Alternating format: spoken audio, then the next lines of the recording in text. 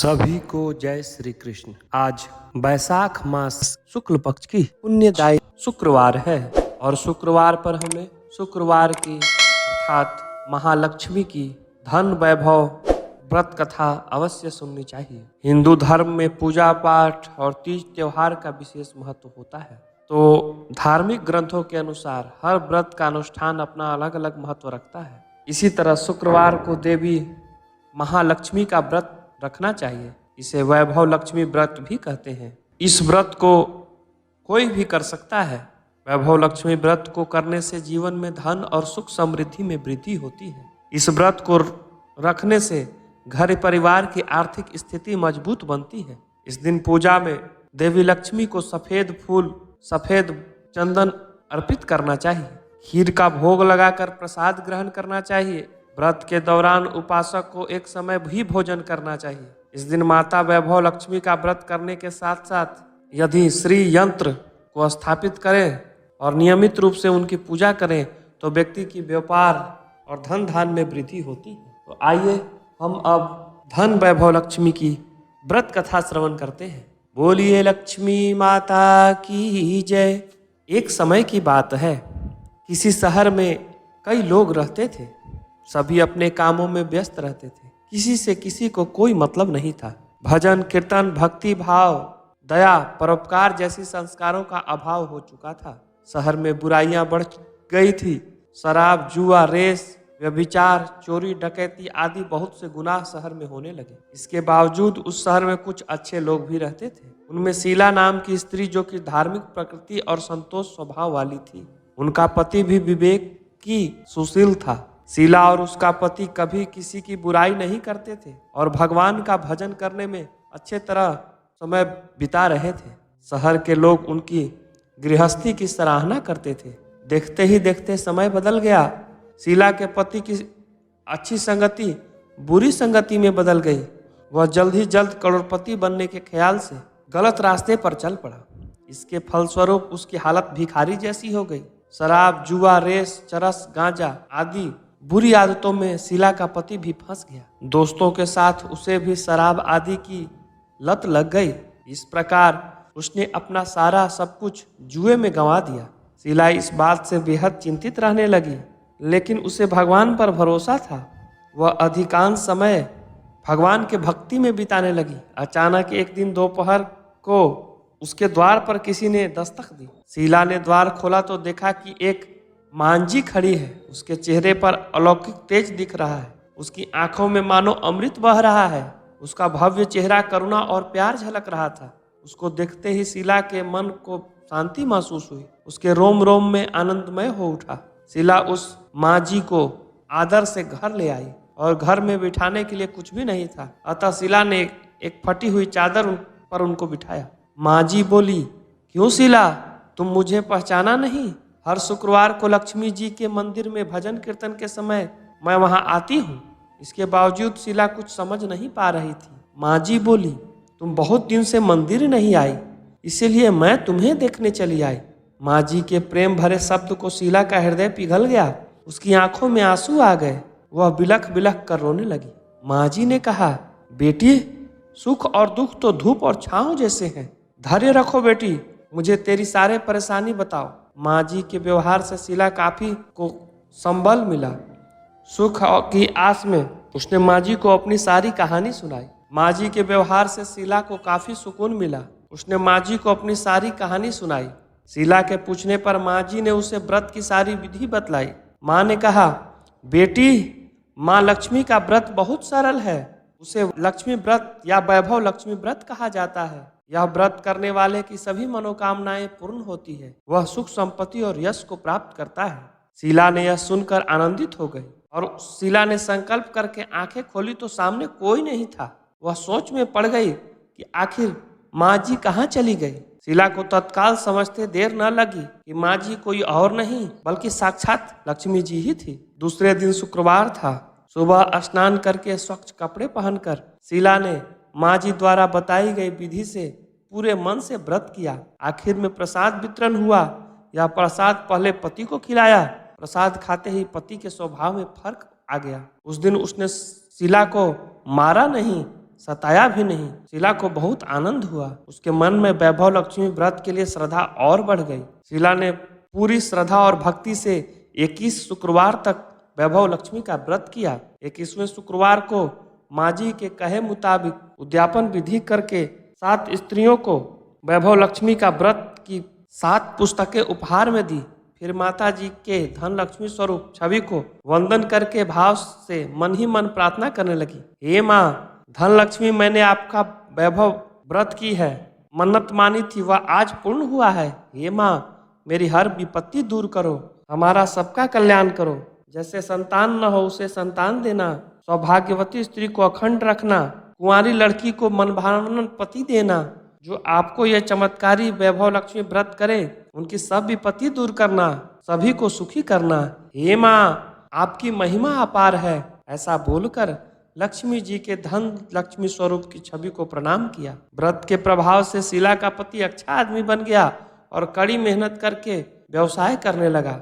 उसने तुरंत शीला के गिरवी रखे गहने छुड़ा लिए। घर में धन की वृद्धि हो गई। घर में पहले जैसा सुख शांति छा गई। धन लक्ष्मी घर में पहले जैसा सुख शांति छा गई। वैभव लक्ष्मी व्रत का प्रभाव देखकर मोहल्ले की दूसरी स्त्रियां विधि पूर्वक वैभव लक्ष्मी का व्रत करने लगी। इस प्रकार यह व्रत कथा संपूर्ण हुआ। आइए अब हम शुक्रवार की एक और कथा श्रवण करते हैं। और शुक्रवार के दिन संतोषी माता का व्रत और कथा श्रवण करनी चाहिए। तो आइए सबसे पहले हम जानते हैं संतोषी माता के व्रत क्या विधि है, क्या महत्व है, फिर हम लोग कथा श्रवण करेंगे। सृष्टि के सभी प्राणियों के कल्याण करने वाले भगवान शंकर के पुत्र श्री गणेश जी महाराज और माता रिद्धि सिद्धि की पुत्री संतोषी माता विश्व के सभी उपासक स्त्री पुरुषों का कल्याण करती हैं। अपना व्रत करने तथा कथा सुनने वाले स्त्री पुरुष के धन संपत्ति का भंडार भरकर संतोषी माता उन्हें पृथ्वी लोक के सबसे बड़े सुख संतोष धन से आनंदित करती है। व्यवसाय में दिन दोगुना रात चौगुना तरक्की होता है, शोक विपत्ति नष्ट होता है और मनुष्य चिंता मुक्त होकर जीवन यापन करता है। संतोषी माता के विधिवत व्रत करने वाले गुड़ और चने का प्रसाद ग्रहण करने से कन्याओं को सुयोग्य वर की प्राप्ति होती है। स्त्रियां सदा सुहागन रहती हैं। निसंतानों को पुत्र की प्राप्ति होती है। जीवन में सभी मनोकामनाएं संतोषी माता के व्रत से पूरी होती हैं। एक बार प्रेम से बोलिए संतोषी माता की जय। संतोषी माता का व्रत शुक्रवार को किया जाता है। शुक्रवार के दिन सूर्योदय से पूर्व उठकर स्नान आदि करके मंदिर में जाकर संतोषी माता का पूजन करें। पूजा के समय एक कलश में ताजा जल भर करके कलश पर पात्र रखें। उस पात्र के ऊपर गुड़ और चने से भरकर घी का दीपक जलाएं। संतोषी माता का कथा श्रवण करें।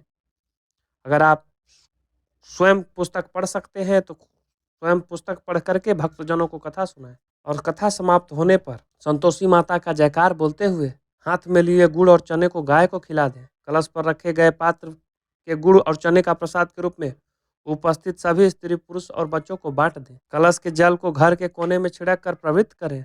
शेष बचे हुए जल को तुलसी के पौधे में डाल दें। संतोषी माता के व्रत में खटाई का किसी भी रूप से प्रयोग नहीं करना चाहिए। संतोषी माता के प्रसाद के लिए ₹1.25 के गुड़ और चने बहुत होते हैं, क्योंकि संतोषी माता अपने भक्तों का ₹1.25 के गुड़ और चने के प्रसाद ही बहुत पसंद करती है। संतोषी माता भक्तों की मनोकामना को बहुत महत्व देती है। सच्चे हृदय से व्रत करने वाले स्त्री पुरुष की मनोकामना संतोषी माता बहुत जल्द पूरा भी करती है।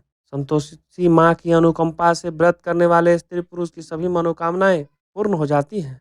और जब मनोकामना पूर्ण हो जाए तो इस व्रत का उद्यापन करना चाहिए। उद्यापन में 2.5 सेर गेहूं के आटे की पूड़ी, हलवा, खीर व चने का साग बनाएं।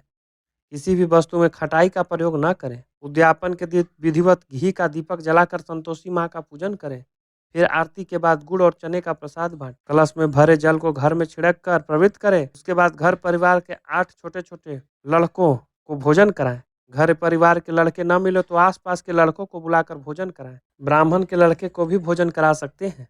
भोजन के बाद दक्षिणा में लड़के को रुपए न देकर कोई फल देना चाहिए, लेकिन फल खट्टा नहीं होना चाहिए। इस चीज का ध्यान जरूर रखें। व्रत करने वाले स्त्री पुरुष को दिन में 1 बार ही भोजन करना चाहिए। तो आइए अब हम प्रेम पूर्वक ध्यान के साथ संतोषी माता का व्रत कथा का श्रवण करते हैं। बोलिए संतोषी माता की जय। कंचनपुर नगर में एक बुढ़िया रहती थी। उस बुढ़िया के 7 बेटे थे। सभी का विवाह हो चुका था। 6 बेटे बड़े तो काम करते थे, लेकिन 7वां बेटा कोई भी काम नहीं करता था। सुबह उठकर स्नान से निवृत्त होकर 6 बेटे रसोई में बैठकर भोजन करते और फिर अपने काम पर चले जाते। बुढ़िया उन बेटों को अपने हाथ से खीर, पूड़ी, हलवा, बढ़िया बढ़िया व्यंजन बनाकर खिलाती। 7वां बेटा खूब धूप निकलने पर बिस्तर से उठता, फिर स्नान करके भोजन के लिए रसोई में जाता था। बुढ़िया दूसरे बेटे का बचा हुआ खाना एक थाल में रख कर उसे दे देती। 7वां बेटा उसी भोजन को खुश होकर खा लेता था। भोजन करके वह घर से निकल जाता और अपने दोस्तों के साथ घूमता फिरता इधर उधर मौज मस्ती करके उसका दिन बीत रहे थे। उसकी पत्नी बार बार उससे कोई काम करने को कहती थी, लेकिन वह हंस कर कहता था, अरे तुम बार बार क्यों काम के लिए कहती हो? कितने मजे से दिन गुजर रहे हैं। माँ कितना बढ़िया बढ़िया भोजन बनाकर खिलाती है। तब उसकी पत्नी क्रोधित होकर कहती है, माँ तुम्हें बढ़िया बढ़िया भोजन बनाकर नहीं खिलाती, बल्कि सबका बचा हुआ जूठा भोजन खिलाती है। यदि तुम मेरी बात पर विश्वास न हो तो एक दिन छिप कर स्वयं अपनी आंखों से देख लेना। अपनी पत्नी के बात पर उसे यकीन न था, लेकिन एक दिन इस बात की सच्चाई जानने का निर्णय करके वह सिर दर्द का बहाना बनाकर एक चादर ओढ़कर रसोई घर में ही सो गया। थोड़ी देर बाद उसकी माँ ने अपने बेटे को खीर, पूड़ी, हलवा आदि बनाकर खिलाए। भोजन के बाद उन्हें लड्डू खाने को दिए। भोजन करके वे अपने काम पर चले गए। उनके जाने के बाद बुढ़िया ने उनकी थाली में बचे भोजन को एक थाली में रखा और बचे हुए लड्डुओं के टुकड़े को एकत्र करके दोबारा लड्डू बना दिए। उसके बाद बुढ़िया ने 7वें बेटे को भोजन करने के लिए कहा। उसने सोते हुए चादर से सब कुछ देख लिया। वह उठकर बोला, माँ मुझे भूख नहीं है, मैं परदेश जा रहा हूँ। बुढ़िया ने कहा, कल जाता तो आज ही चला जा। बुढ़िया के कठोर वचन सुनकर वह तुरंत परदेश जाने को तैयारी करने लगा। चलने से पहले वह अपनी पत्नी के पास गया। उसकी पत्नी गौशाला में गोबर के कंडे पाथ रही थी। उसने जाकर अपनी पत्नी से कहा, हम जावे परदेश को, आवेंगे कुछ काल, तुम रहियो संतोष से, धर्म अपना पाल। अपने पति के वचन सुनकर कुछ गंभीर स्वर में पत्नी बोली, दो निशानी अपनी देख धरूं मैं धीर, सुधी मति हमारी बिसारियो, रखियो मन गंभीर। अपनी पत्नी के वचन सुनकर वह बोला, मेरा निशानी के लिए बस एक अंगूठी है, इसे अपने पास रख लो, लेकिन अब तुम भी अपना कोई निशानी मुझे दे दो, ताकि परदेश में मैं उस निशानी को देखकर तुम्हें याद कर सकूं। पत्नी की बात सुनकर वह बोली, नाथ मेरे पास निशानी के लिए भी कुछ नहीं है। फिर कुछ सोचकर उसने गोबर के हाथ से उसकी पीठ पर एक छाप लगा दी। 7वां बेटा अपनी पत्नी की उस निशानी को लेकर परदेश के लिए चल पड़ा। कई दिन की लंबी यात्रा करके वह एक सुंदर व विशाल नगर में पहुंचा। वहां उसने कई दुकानदारों से नौकरी देने की प्रार्थना की, लेकिन सबने उसे परदेशी जानकर उसकी प्रार्थना ठुकरा दी। निराश होकर अंत में वह एक सेठ की दुकान पर पहुंचा। उसने सेठ से भी नौकरी देने की प्रार्थना की। सेठ को एक नौकर की जरूरत थी। उस सेठ ने उसे तुरंत नौकरी पर रख लिया। उस दिन उसकी बहुत बिक्री हुई और वह उस लड़के से बहुत खुश हुआ। कुछ दिन में उसने सेठ का सारा काम संभाल लिया। उसके व्यवहार से आने वाले ग्राहक भी प्रसन्न थे। सेठ का व्यवसाय तेजी से बढ़ने लगा। उसने उसकी मेहनत और ईमानदारी देखकर अपना हिस्सेदार बना लिया। कुछ ही महीनों में उस लड़के ने बहुत सा धन कमाया। संयोगवश कुछ समय बाद सेठ को उस नगर को छोड़कर दूर किसी नगर में जाना पड़ा। अंत में सेठ ने अपना हिस्सा लेकर दुकान उस लड़के को देकर चला गया। अब सारे व्यवसाय का मालिक वह लड़का बन गया। उधर बुढ़िया उस लड़के की पत्नी को बहुत दुख देना शुरू कर दी थी। वह हर समय बहू को जली कटी बातें सुनाती रहती थी। वह बेचारी हर समय काम में लगी रहती थी, लेकिन फिर भी उसको जेठानियों उससे कुछ न कुछ भला बुरा कहती रहती थी। सुबह होते ही बुढ़िया उस लड़के की पत्नी को जंगल से लकड़ियां लाने के लिए भेजती थी।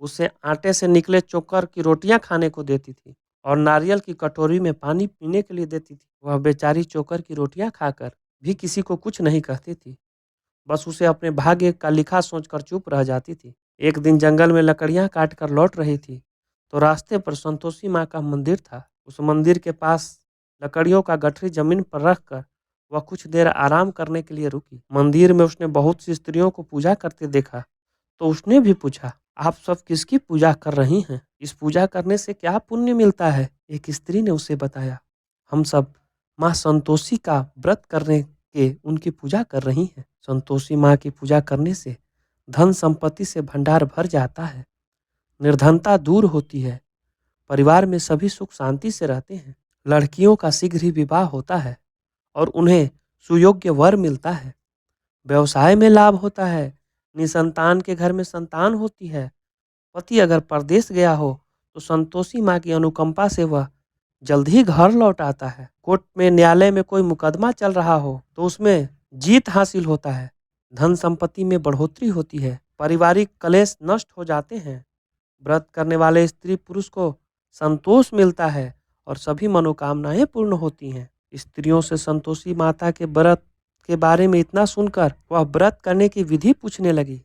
तब एक बूढ़ी स्त्री ने उसे बताया, संतोषी माता का व्रत करके गुड़ और चने का प्रसाद बांटकर स्वयं भी प्रसाद ग्रहण करना कभी मत भूलना। संतोषी माता गुड़ और चने से की गई पूजा से बहुत प्रसन्न होती हैं। संतोषी माता का व्रत शुक्रवार को ही किया जाता है। शुक्रवार को सूर्योदय से पहले उठकर स्नान करके संतोषी माता के मंदिर में जाकर पूजा करके और व्रत कथा सुनना चाहिए। मंदिर में न जा सको तो घर में ही किसी कमरे में संतोषी माता की मूर्ति या फोटो रखकर पूजन करना चाहिए। व्रत करने वाले व्यक्ति को उस दिन खट्टी चीज या खट्टा फल नहीं खाना चाहिए। घर में किसी को खट्टा चीज नहीं खानी चाहिए। संतोषी माता के व्रत के बारे में सभी बातें पूछकर सातवें बेटे की बहू ने मन में निश्चय किया कि आज सारी लकड़ियों को बेचकर गुड़ और चना खरीदकर आने वाले शुक्रवार को संतोषी माता का पूजा जरूर करूंगी। उस दिन उसने लकड़ियां बेचकर गुड़ और चने खरीदे। शुक्रवार को सूर्योदय से पहले उठकर उसने स्नान किया, फिर एक कलश में स्वच्छ जल भर करके चने और गुड़ के साथ जंगल की ओर चल पड़ी। रास्ते में संतोषी माता के मंदिर में जाकर उसने विधिवत पूजा किया, व्रत कथा सुनी, फिर संतोषी माता के चरणों में सिर रखकर प्रार्थना की, हे माता, मेरे कष्ट दूर करो, मैं हमेशा तुम्हारी पूजन करूंगी, मेरा पति परदेश से सकुशल लौट आए। संतोषी माता का स्मरण करते हुए उसने आसपास वाले को गुड़ और चने का प्रसाद बांटकर थोड़ा सा प्रसाद स्वयं भी ग्रहण किया। इस प्रकार सातवें बेटे की बहू ने हर शुक्रवार को संतोषी माता का विधिवत व्रत करना प्रारंभ कर दिया। दूसरे शुक्रवार को उसने व्रत किया तो उसके पास पति का पत्र आ गया। तीसरे शुक्रवार को पति का भेजा हुआ रुपया आ गया। इस पर घर के लोग उससे जलने लगे। जेठानियां ताना देने लगी, अरे अब तो पति के पत्र आने लगे हैं, रुपया भी आने लगा है। घर के बच्चे भी बार बार कहने लगे, अब तो चाची के पास रुपया आने लगा, अब तो वह किसी से सीधा मुंह बात भी नहीं करेंगी। वह बेचारी सबके ताने सुनकर चुप रह जाती। वह हर शुक्रवार को संतोषी माता के मंदिर में व्रत करने और कथा सुनने के बाद उनके चरण में सिर रखकर प्रार्थना करती, हे माता, मैंने आपसे धन नहीं मांगा था, मैंने तो अपने पति की सकुशल लौटने की प्रार्थना की थी। एक दिन उनकी प्रार्थना सुनकर संतोषी माता ने प्रसन्न होकर कहा, जा बेटी, तेरी मनोकामना पूर्ण होगी, तेरा पति शीघ्र ही घर लौट आएगा। वह बेचारी संतोषी माता के वचन सुनकर खुशी खुशी घर लौट आई। उधर सातवां बेटा दुकानदार में इतना व्यस्त हो चुका था कि उसे पत्नी और घर का कोई स्मरण नहीं रहा था। दुकान के काम से उसे फुर्सत ही नहीं मिलती थी। संतोषी माता ने उस बेटे को इतना व्यस्तता देखकर बहुत परेशान हुई। तब बहुत सोचकर संतोषी माता ने उस बेटे को स्वप्न में दर्शन देकर कहा, धनी साहूकार सो रहा है या जाग रहा है? वह बोला, हे माता, मैं जाग नहीं रहा और सो भी नहीं रहा, आप मेरे लिए आज्ञा करें। संतोषी माता ने कहा, तूने परदेश में आकर इतना धन कमाया, पर क्या तुम्हें अपनी पत्नी का कुछ स्मरण है? उसने कहा, हे माता, मुझे अपनी पत्नी का तो स्मरण है, लेकिन इस दुकान से कहीं जाने का मुझे छुट्टी ही नहीं मिलता। अब देखो ना, सारा रुपया व्यवसाय में लगा हुआ है, जब तक सारा रुपया वापस नहीं आ जाता मैं अपने घर कैसे जा सकता हूँ? संतोषी माता ने कहा, कल सुबह उठकर संतोषी माता का नाम लेकर मंदिर में घी के दीपक जलाकर पूजा करना और फिर दुकान पर जाकर संतोषी माता के नाम से दीपक जलाकर प्रणाम करके काम शुरू करना। शाम होते होते उधार दिया धन लौट आएगा। इतना कहकर संतोषी माता ने उसके स्वप्न से अंतर्ध्यान हो गई। सुबह कर उसने अपने मित्रों से स्वप्न की बात कही। वे सब उसका मजाक उड़ाने लगे, लेकिन उसका मन नहीं माना। उसने संतोषी माँ पर पूरा विश्वास करके मंदिर में जाकर घी का दीपक जलाया। दुकान पर भी दीपक जलाकर संतोषी माँ का स्मरण करना शुरू किया। उस दिन संतोषी माँ की अनुकंपा से सचमुच चमत्कार हो गया। उधार ले गए लोग जल्दी जल्दी रुपया लौटाने लगे। देखते ही देखते रुपयों का ढेर लग गया। शाम तक सारा धन लौट आया। दुकान का सारा सामान भी हाथों हाथ बिक गया। तब संतोषी माँ को नमस्कार करके वह अपने घर को तैयारी करने लगा।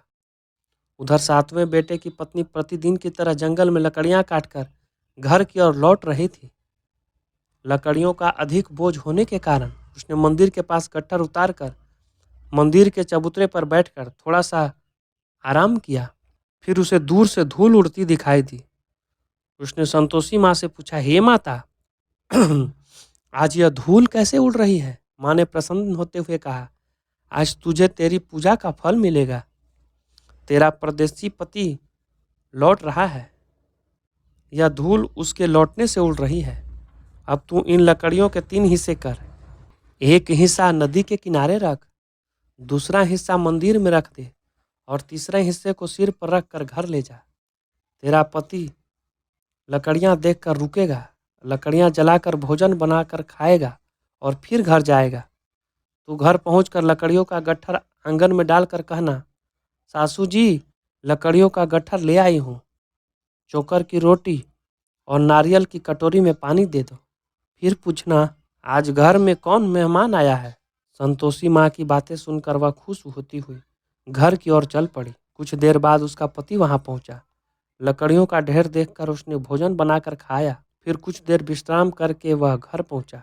उधर बहू ने लकड़ियों का गट्ठर जमीन में डालते हुए जोर से आवाज लगाई, सासू जी, लकड़ियां ले लो, चोकर की रोटी दे दो और नारियल की कटोरी में पानी दे दो। आज घर में कौन मेहमान आया है?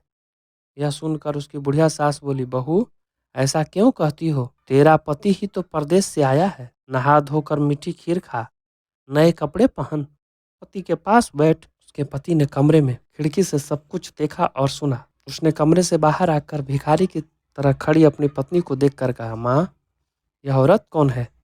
माँ ने कहा, बेटा, ये तेरी बहू है। जब से तू परदेश गया है तभी से इसने ऐसा हाल बना रखा है। सारा दिन गांव में ऐसे ही जानवर की तरह घूमती फिरती है, घर का कोई काम नहीं करती है और नारियल की कटोरी में पानी मांग रही है। सातवां बेटा गंभीर होकर बोला, माँ, मैंने इसकी सारी बातें स्वयं अपने कानों से सुनी है। मुझे बराबर वाले दूसरे घर की ताली दे दो, मैं उससे घर में रहूंगा। बुढ़िया माँ ने उस बेटे को दूसरे घर की ताली दे दी। वह अपनी पत्नी के साथ घर में आनंद से रहने लगा। उसके पास धन की कोई कमी न थी। उसने घर को महल जैसा सुंदर बना लिया। अगले शुक्रवार को उसकी पत्नी ने कहा, प्राणनाथ, मैं संतोषी माँ का व्रत करती हूँ।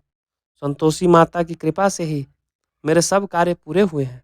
अब मैं व्रत का उद्यापन करना चाहती हूँ। पति ने कहा, अवश्य उद्यापन करो। मैं उद्यापन के लिए सब सामान एकत्र करता हूँ। बहू ने अपनी जेठानियों और लड़कों को भोजन के लिए बुलाया। सभी जेठानियां उसकी धन और संपत्ति और वैभव से जलन करने लगी थी। जेठानियों ने अपने बच्चों को सिखा दिया कि तुम भोजन के समय खट्टी चीजें मांगना। वे नहीं चाहती थी कि उसका व्रत पूरा हो। संतोषी माता के पूजा के बाद जब बच्चों को भोजन के लिए कहा गया तो सब ने खटाई मांगने लगे। बहू ने कहा, खटाई किसी को नहीं मिलेगी। तब सभी बच्चे उससे पैसे मांगने लगे। बहू उनकी बुरी भावनाओं के बारे में सब कुछ जानती थी। उसने बच्चे को पैसे दे दिए। बच्चे दौड़ते हुए बाजार गए और इमली लेकर खाने लगे। बच्चे को पैसे देने से उसकी इमली खाने से संतोषी माँ क्रोधित हो गई और उन पर प्रकोप से उस राजा के सैनिक सातवें बेटे की दुकान पर पहुंचे और उसे पकड़ कर ले गए। भोली बहू रोने लगी। जेठानियां ताना देने लगी, अरे, बेईमानी से कमा कर धन लाया था, इसीलिए राजा के सैनिक उसे पकड़ कर ले गए और बंदी गृह में रहना पड़ेगा। साथ ही राजा सारा धन भी ले लेगा। सातवें बेटे बहू की रोती हुई संतोषी माँ के मंदिर गई और उसने चरणों में सिर रखकर प्रार्थना करने लगी, हे संतोषी माँ, मुझसे कौन सी भूल हुई है? आपने किस अपराध की इतनी बड़ी सजा दी? संतोषी माँ ने तुरंत प्रकट होकर कहा, बेटी, तूने उद्यापन में बच्चों को पैसे देकर बहुत बड़ी भूल की है। उन बच्चों से पैसों ने खटाई खाकर तेरे व्रत को नष्ट कर दिया है। बहू रोते रोते बोली, माँ, मुझे क्षमा कर दो। मैं बच्चों की बातों में यह सब भूल गई थी। अब मैं दोबारा उद्यापन करूंगी। और कोई भूल नहीं करूंगी। संतोषी माँ ने कहा, जब तू दोबारा विधिवत उद्यापन करेगी तो तेरी सारी मनोकामना जरूर पूरी होगी। मंदिर से घर लौटते हुए रास्ते में उसका पति वापस आता हुआ मिल गया। बहू ने पूछा, राजा के सैनिक आपको क्यों पकड़ कर ले गए थे? वह हंसते हुए बोला, मैं इतना धन कमाया था कि उसका टैक्स नहीं दिया था, इसीलिए राजा ने मुझे बुलवाया था। अगले शुक्रवार को उद्यापन के लिए बहू ने लड़कों को भोजन के लिए बुलाया। उधर जेठानियों ने पुनः अपने लड़कों को भोजन में खटाई मांगने के लिए सिखा दिया। संतोषी माँ के पूजा के बाद गुड़ और चने का प्रसाद के लिए कहा। वो बोले, हम खीर हलवा अच्छा नहीं लगता, हम तो खट्टी चीज खाने को दो। बहू ने कहा, खाओ बच्चे। नहीं मानो तो उसने बच्चों को भगाकर ब्राह्मण के बच्चों को बुलाकर भोजन कराया। दक्षिणा में उन बच्चों को मीठे फल खाने को दिए और उद्यापन से संतोषी माँ बहुत प्रसन्न हुई और उनकी अनुकंपा से शीघ्र ही वह गर्भवती हो गई। 10वें महीने में उसने एक सुंदर पुत्र को जन्म दिया। बहू प्रतिदिन उस बेटे को लेकर संतोषी माँ के मंदिर जाने लगी। कुछ दिनों के बाद संतोषी माँ ने सोचा कि मैंने इसे जीवन के सभी सुख दिए, अब इसकी परीक्षा लेकर देखती हूँ। वह सोचकर संतोषी माँ ने एक बुढ़िया का रूप धारण किया और लाठी ठेकती हुई बहू के घर पहुंच गई। बुढ़िया के सारे शरीर पर मक्खियां भिन भिना रही थी। उसे देखकर सभी मुंह सिकोड़ने लगे थे। बुढ़िया ने जाकर दरवाजा खटखटाया तो बहू की सास ने दरवाजा खोला और उसे देखते ही जोर से चिल्लाई, अरे लड़कों, इस गंदी बुढ़िया को भगाओ, मुझे तो ये कोई चुड़ैल नजर आती है, इसे भगाओ नहीं तो किसी को खा जाएगी। लड़के उठकर भागे। उन्होंने घर के दरवाजे और खिड़कियां बंद कर ली। छोटी बहू बराबर वाले घर की खिड़की से उधर बुढ़िया को देख रही थी। उसने जल्दी से दरवाजा खोला और बुढ़िया के पांव छूकर अपने घर में ले गई। सास ने उसे रोका तो बहू बोली, आज तो बहुत खुशी का दिन है, मेरी संतोषी माँ मेरे घर आई है। छोटी बहू का बेटा दूध पीने के लिए रो रहा था। बहू ने उसे दूध भी नहीं पिलाया और संतोषी माँ की सेवा में व्यस्त हो गई। बुढ़िया सास को क्रोध से बहू को बुरा भला कहने लगी। बहू बोली, सासू माँ, आज मेरी संतोषी माँ मेरे घर आई हैं, इनका व्रत करने से ही मेरे घर में इतनी खुशियां छाई है। इतना सुनते ही सब उस बुढ़िया के पास दौड़े हुए आए और उनके पांव छूकर क्षमा मांगते हुए बोले, माँ, हमें क्षमा कर दो, हमने आपको पहचानने में भूल की है, हम आपके व्रत की विधि नहीं जानते हैं। हे माता, अब हम भी आपकी व्रत किया करेंगी। उन लोगों की प्रार्थना सुनकर बुढ़िया का रूप धारण किए संतोषी माँ प्रसन्न हुई और उन्होंने संतोषी माता के व्रत की विधि बतलाई। बुढ़िया से व्रत की विधि जानकर संतोषी माँ के व्रत करने से उन सबकी मनोकामनाएं पूरी हुई। उनके घर में धन की वर्षा होने लगी। बुढ़िया के सभी बेटों का व्यवसाय खूब तेजी से चलने लगा। धन संपत्ति के भंडार भरने लगे। संतोषी माँ का व्रत करने और व्रत कथा सुनकर गुड़ और चने का प्रसाद खाने वाले सभी मंगल कामनाएं संतोषी माँ पूरी करती हैं। व्यवसाय में दिन दोगुना रात चौगुना तरक्की होती है। निसंतान स्त्रियों को पुत्र की प्राप्ति होती है। संतोषी माँ का विधिवत व्रत करने वाली कुंवारी कन्याओं को मनचाहा सुंदर और सुयोग्य वर मिलता है। बोलिए संतोषी माता की जय। इस प्रकार संतोषी माता का शुक्रवार व्रत कथा संपूर्ण हुआ। मिलते हैं नेक्स्ट वीडियो में, तब तक के लिए सभी को जय श्री कृष्ण।